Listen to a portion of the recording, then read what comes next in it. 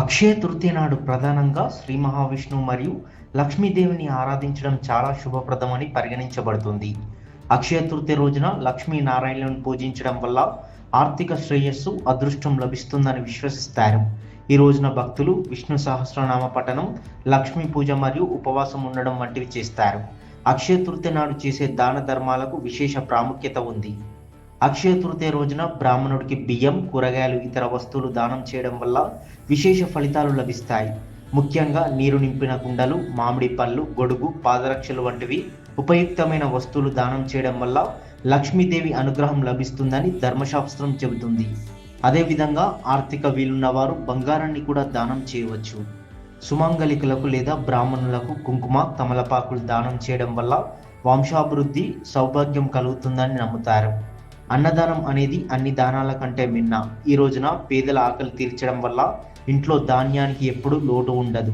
దేవాలయాలకు పూజా సామాగ్రిని దానం చేయడం కూడా అక్షయ పుణ్యాన్ని ఇస్తుంది. దానం అనేది అర్హులైన వారికి మాత్రమే చేయాలి. నిస్సహాయులు, వృద్ధులు, అనాథలు లేదా పేదవారికి చేసే సాయం మాత్రమే అక్షయ ఫలితాన్ని ఇస్తుంది. దానం చేసేటప్పుడు అహంకారం లేకుండా భక్తిభావంతో చేయాలి. అక్షయ తృతీయ రోజున దానాలు చేయడం వల్ల ఆ పుణ్యఫలం ఎల్లప్పుడూ ఉంటుంది.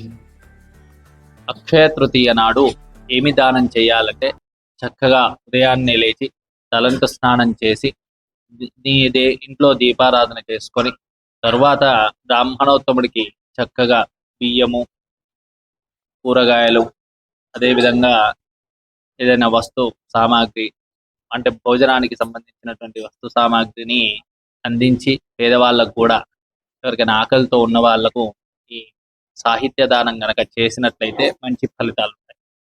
పూర్వం ఏం చెప్పబడి ఉందంటే, మన పాపాలను పోగొట్టుకోవడానికి, ఆ రోజు పాపాలను పోగొట్టుకుంటే అన్ని పాపాలు కూడా మళ్ళీ రాకుండా ఉంటది కాబట్టి అక్షయ తృతీయ రోజు చేసే ప్రతి పని అక్షయాన్ని ఇస్తుంది. కాబట్టి ఆ రోజున చేసే ధర్మము ఏదైతే ఉంటుందో అది దాన ధర్మాలు మంచి ఫలితాలను ఇస్తుంది.